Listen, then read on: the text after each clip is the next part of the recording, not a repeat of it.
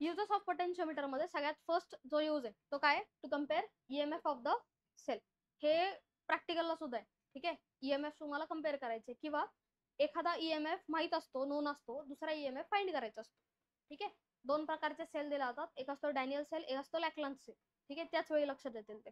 तर दोघांच्याही ईएमएफ ला तुम्हाला कम्पेअर करावं लागतं किंवा त्यांचा रेशो फाइंड करावं लागतं.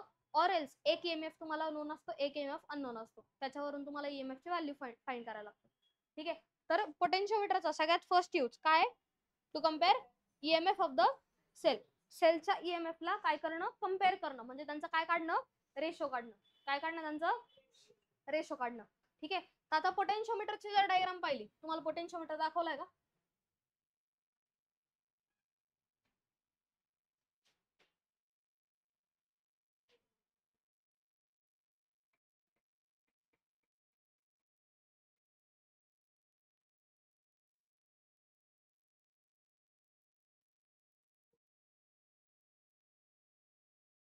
हा पोटेन्शिओमीटरचा यूज आहे ऍज अ व्होल्टेज डिवायडर, तो नाही येतो पोटेन्शिओमीटर.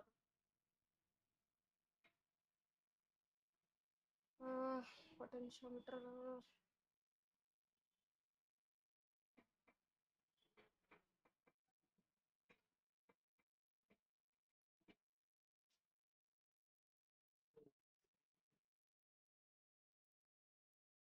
हा हाय पोटेन्शिओमीटर, मीटर बीज सारखाच आहे, कन्फ्युज व्हायचं नाही. पण त्याच्यात मीटर बीज मध्ये गॅप्स असतात. मीटर बीज मध्ये मध्ये दोन गॅप्स आहेत किंवा मध्ये गॅल्व्हनोमीटर लावायला स्पेस आहे, पण पोटेन्शिओमीटरला अशी काही स्पेस नाहीये. पोटेन्शिओमीटरला जर पाहिले, इथे दोन हे आहेत, फक्त दोन नॉब आहेत. त्या दोन नॉबला जे काय आहे ते आपण कनेक्ट करणार आहे. ठीक आहे, मध्ये पण एक आहे, बट त्या दोन नॉबला, आणि इथे काय मध्ये जॉकी आहे, पहा दिसते का इथं, ठीक आहे, जॉकी आहे. तर हा पोटेन्शिओमीटर आहे. मीटर बीज मध्ये काय होतं, दोन काय असतात, मध्ये गॅप असतात. ठीक आहे, एल शेप्ड असे आर्म्स आहेत आणि त्याच्यात काय मध्ये दोन गॅप आहेत. त्या गॅप मध्ये आपण काय कनेक्ट करतो, एक नोन आणि अननोन रेजिस्टन्स कनेक्ट करतो. इथे काय करणार आहे आता, इथे हा जो गॅप आहे किंवा हे जे आर्म्स आहेत त्या त्या एंडला आपण काय कनेक्ट करणार आहे, दोन ईएमएफ कनेक्ट करणार आहे. ठीक आहे, समजलंय पोटेन्शिओमीटर. त्याला जर पाहिलं तर कसं कनेक्ट केलंय किंवा कसं हे केलेलं आहे, वायर इथून स्ट्रेच केली, इथून स्ट्रेच करून ती परत इकडे आणली आणि परत त्याचे काय घेतले, ते टर्न्सनी हे केलेली आहे. मीटर बीज मध्ये 1 मीटरची वायर आहे, 1 मीटरची वायर टर्न करून 50-50 मध्ये कन्वर्ट केली जाते. ठीक आहे, हे काय आहे, पोटेन्शिओमीटर. मीटर बीज आणि पोटेन्शिओमीटर मध्ये कन्फ्युज होऊ नका. समजलं हे पोटेन्शिओमीटर कळालंय? ठीक, तर पोटेन्शिओमीटर मध्ये टेक्स्टबुक मध्ये एक डायग्राम आहे, पहा पोटेन्शिओमीटरची, सेम याच्या सारखी आहे. असे टर्न्स घेऊन वायरला काय केलं, असं अटॅच केलं. दिसतेय का, आहे का, आहे का, आहे का, आहे ना. तर त्याचे दोन एंड्स आहेत. एका एंडला जर पाहिलं, ए एंड आहे हा काय, बी एंड आहे. ठीक आहे, हा जो बी एंड आहे तो बी एंड कोणाला कनेक्टेड आहे, रिओस्टॅट म्हणजे व्हेरिएबल रेजिस्टन्सला कनेक्टेड आहे. कोणाला कनेक्टेड आहे, व्हेरिएबल रेजिस्टन्स. कोणाला कनेक्टेड आहे, व्हेरिएबल रेजिस्टन्स. नंतर काय येते, की नंतर येते बॅटरी. ठीक आहे, नंतर काय येते, बॅटरी. नंतर नंतर काय, या बॅटरीचा एंड कोणाला कनेक्टेड आहे, ए ला कनेक्टेड आहे. ठीक आहे, हे अर्ध सर्किट झालं आता. हे काय आहे, पोटेन्शिओमीटरचं ऍक्च्युअल सर्किट झालं. ठीक आहे, कोणाला काय काय कनेक्टेड, आता कनेक्शन कसे ओळखायचे. ठीक आहे, कोणतं कनेक्शन कसं आहे हे कसं ओळखायचं. ज्यावेळी तुम्हाला पोटेन्शिओमीटर दाखवलं जातं, तर पोटेन्शिओमीटर मध्ये दोन दोन एंड आहे, तुम्हाला हे कळलंय. त्या एंडला सपोज एका एंडला ए म्हटलं तुम्ही, तर ए एंडला कोण कनेक्टेड आहे ते पाहायचं. ए एंडला इथं कोण कनेक्टेड आहे, बॅटरी कनेक्टेड आहे. बॅटरीचा कोणता टर्मिनल कनेक्टेड आहे, त्याला पॉझिटिव्ह टर्मिनल आहे. थांबा, कोणता टर्मिनल कनेक्टेड आहे, पॉझिटिव्ह टर्मिनल बॅटरीचा कनेक्टेड आहे. सर्किट असं ओळखायचं असतं. ठीक आहे, ए पासून कोण कोणाला कनेक्टेड आहे, ए पासून बॅटरीचा पॉझिटिव्ह टर्मिनल कनेक्टेड आहे. नेगेटिव्ह टर्मिनल कोणाला कनेक्टेड आहे, कीला. आणि कीचा टर्मिनल कोणाला कनेक्टेड आहे, रिओस्टॅटला, व्हेरिएबल रेजिस्टन्सला. आणि एक व्हेरिएबल रेजिस्टन्स एक टर्मिनल कोणाला कनेक्टेड आहे, बी ला कनेक्टेड आहे. सर्किट कंप्लीट झालंय. नाव आता एच टर्मिनलला तुम्हाला प्रॅक्टिकलला गेल्यानंतर सगळ्यात पहिलं सांगितलं होतं की डायग्राम काढा. तर डायग्राम का काढावी लागते, कारण डायग्राम काढल्यानंतरच तुम्हाला कनेक्शन कळतात, त्याच्याशिवाय कळत नाहीत. ठीक आहे, डायग्राम काढली. डायग्राम काढल्यानंतर आता इथे काय कनेक्ट करायचंय तुम्हाला, ईएमएफ कनेक्ट करायचे दोन. काय कनेक्ट करायचे आहे? दोन ईएमएफ. आणि ते दोन्ही ईएमएफ कोणत्या पॉइंटला कनेक्ट करायचे आहेत? ए पॉइंटला कनेक्ट करायचे आहेत. कोणत्या पॉइंटला? ए पॉइंटला. म्हणजे ए पासून तुम्ही टोटल किती वायर जोडणार? 3 वायर जोडणार. पहिली एक कुठं जाणार? बॅटरी. दुसऱ्या दोन ईएमएफ. ठीक आहे, दोन कुठे जातील? दुसऱ्या दोन ईएमएफ ला. ठीक आहे, पहिला जो ईएमएफ असेल तो काय आहे? E1 आणि दुसरा ईएमएफ आहे तो काय आहे? E2 आहे. त्या दोघांनाही इथे पुढे की लावलेली आहे. की का लावायची? आणि हे दोघांना एकत्र करून त्याला काय लावले आता? जॉकी. काय ती? अशी डॉटेड लाईन आहे, काय ती? जॉकी. काय कनेक्टेड आहे? जॉकी. हा मग गॅल्व्हनोमीटर राहिला ना. मध्ये काय इथं? गॅल्व्हनोमीटर. ठीक आहे, गॅल्व्हनोमीटर मध्ये तुम्हाला काय करणार आहे? त्याचा नल पॉइंट जो होतो, नल पॉइंट समजणार आहे. समजलंय हे? बॅलन्सिंग लेंथ समजणार आहे थोडक्यात. समजलंय हे? डायग्राम समजली आहे का? डायग्राम जर समजली तरच डेरिवेशन इझी जातं किंवा प्रॅक्टिकल पण इझी जातं. डायग्राम समजली गेली पाहिजे. डायग्राम वरून ओळखायचे आता बी टर्मिनलला किती वायर आहे? बी टर्मिनलला किती वायर कनेक्ट करणार तुम्ही? एकच वायर आहे. ती कोणाला कनेक्टेड आहे? रिओस्टॅट. रिओस्टॅटचा एक टर्मिनल कोणाला कनेक्टेड आहे? कीला. कीचा एक टर्मिनल कोणाला आहे? बॅटरीचा. बॅटरीचा कोणता टर्मिनल? बॅटरीचा कोणता टर्मिनल बघा कीला कनेक्टेड वाला? Negative terminal. जो बॅटरीचा पॉझिटिव्ह टर्मिनल आहे तो कोणाला कनेक्टेड आहे? ए ला. मग ए पासून किती वायर निघतायत? 3 3 वायर कोणत्या? एक बॅटरीची वायर. ठीक आहे, आणि 2 ईएमएफचा वायर. तर आता ईएमएफचा पॉझिटिव्ह टर्मिनल तुम्ही कोणाला जोडला? ए ला जोडलाय पॉझिटिव्ह. नेगेटिव्ह टर्मिनल कोणाला जोडलाय? कीला. आणि मग त्या कीज पासून त्या कीजला एकत्र करून कोणाला कनेक्ट केला आपण? गॅल्व्हनोमीटरला. एका टर्मिनलला गॅल्व्हनोमीटरच्या. आणि त्या गॅल्व्हनोमीटर पासून दुसऱ्या टर्मिनलला काय कनेक्ट केलं? जॉकी कनेक्ट केली. ठीक आहे, जॉकीला पण एक मागे वायर असते. ती वायर कोणाला कनेक्ट करायची आहे? गॅल्व्हनोमीटरला. ती गॅल्व्हनोमीटरला कनेक्ट करून जॉकी काय करत जाणार? आपण त्या पोटेन्शिओमीटरवर टॅप करत जाणार.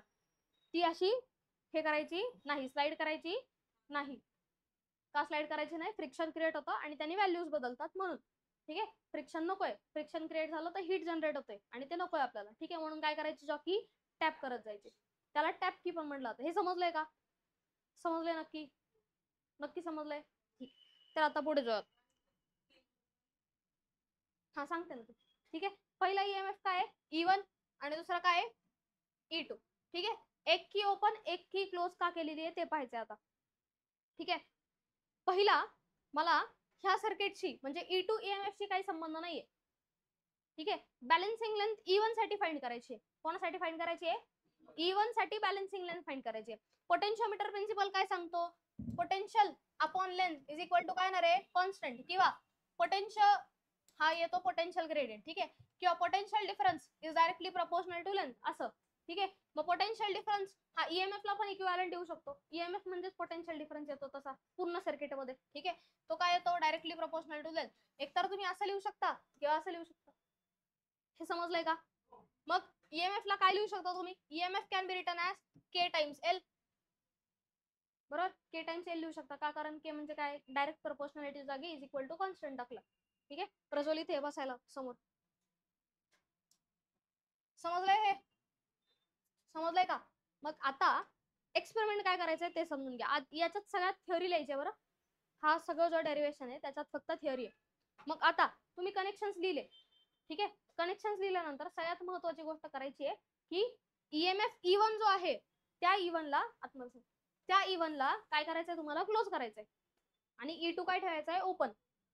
E2 ओपन आहे याचा अर्थ तो सर्किट मध्ये नाही. आता त्याला आपण काढून टाकले सर्किट म्हणून. ठीक आहे, सर्किट क्लोज कोणाचं आहे? E1 चं आहे. आता E2 चा आपल्याशी काही संबंध नाहीये सर्किटशी. ठीक आहे, हे समजलं? समजलं. मग आता सर्किट मध्ये दोन ईएमएफ राहिलेत, हा आणि हा. ठीक आहे, पण आता इथे इथे जो ईएमएफ आहे त्याच्यासाठी आपल्याला काय मिळवायचे? बॅलन्सिंग लेंथ मिळवायची. ठीक आहे, तुम्ही काय केलं? याला की टाकली आतमध्ये. याचा अर्थ फक्त सर्किट मध्ये कोण आहे आता? हा ईएमएफ आहे. हा ईएमएफ नाहीये सर्किट मध्ये. ठीक आहे, म्हणजे याला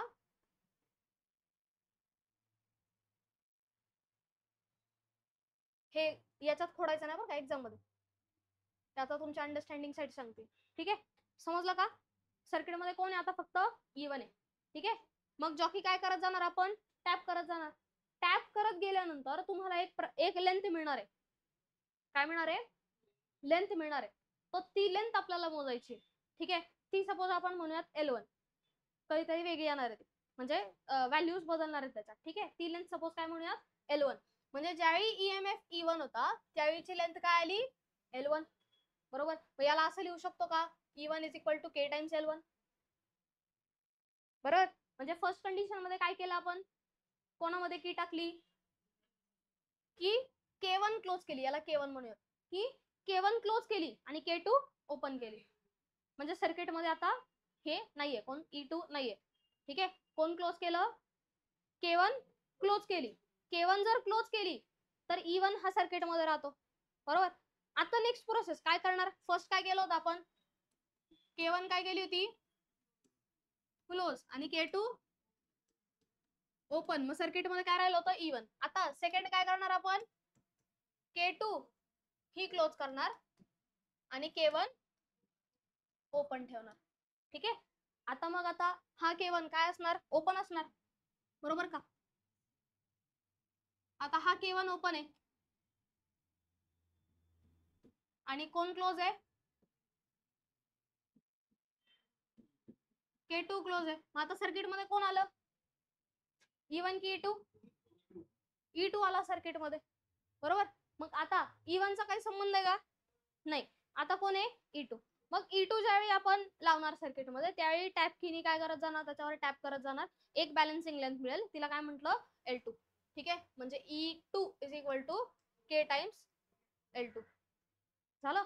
याला म्हटलं इक्वेशन 1, याला म्हटलं इक्वेशन 2. या दोघांचा रेशो घ्या. ठीक आहे, dividing 1 and 2. E1 upon E2 is equal to काय येईल? K1 KL1 आणि अपॉन KL2. K आणि K गेला म्हणजे E1 upon E2 is equal to काय मिळाला?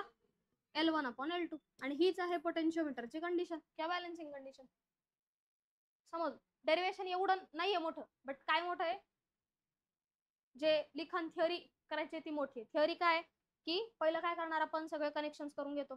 कनेक्शन्स करून घेतल्यानंतर कोण क्लोज करतो? पहिलं K1 क्लोज करतो आणि K2 ओपन करतो. म्हणजे सर्किट मध्ये कोण आहे आता? E1 आहे. त्यावेळी बॅलन्सिंग लेंथ मिळाली L1, म्हणून E1 is equal to K times L1 लिहिलं. त्यानंतर K2 क्लोज केला, K2 बंद केला. बंद केल्याचा अर्थ काय? ते सर्किट मध्ये चालू झालं आता. ठीक आहे, ते सर्किट चालू झालं म्हणजे सर्किट मध्ये कोण आहे आता? E2. आणि E2 इज इक्वल टू काय आला? K times L2. मग ह्या दोन्ही इक्वेशन्सला काय केलं? डिवाइड केलं. E1 upon E2 is equal to KL1 upon KL2. K cancel out झाला. काय आलं? E1 upon E2 is equal to L1 upon L2. ही झाली बॅलन्सिंग कंडिशन.